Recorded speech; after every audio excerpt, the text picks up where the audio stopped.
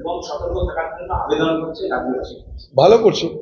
পুলিশের ভূমিকাতে নিরপেক্ষ হওয়া উচিত, পুলিশের ভূমিকা নিরপেক্ষ হওয়া উচিত। আমি একটু আগেই বললাম যে পুলিশ যদি আজকে নিরপেক্ষ না হয় তাহলে আগামী দিনে এই বাংলার আরো বিভাজন বাড়বে।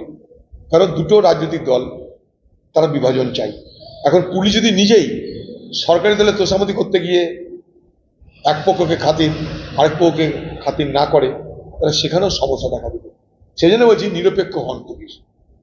কোথাও মুসলমান বেশি আছে, কোথাও হিন্দু বেশি আছে, কোন দিকে যাবে? সবার জন্য সমান বিচার হোক। সাধারণ মানুষ কেউ ঝঞ্ঝাট চায় না, সাধারণ মানুষ কেউ সাম্প্রদায়িক হিংসা চায় না। আমি কিন্তু দায়িত্ব নিয়ে বলতে পারি। এইভাবে গতবার এই রামনবমীর দিনে আমাকে হারানোর জন্য দাঙ্গা হয়েছিল শক্তিপুরে, বহরমপুরের শক্তিপুরে।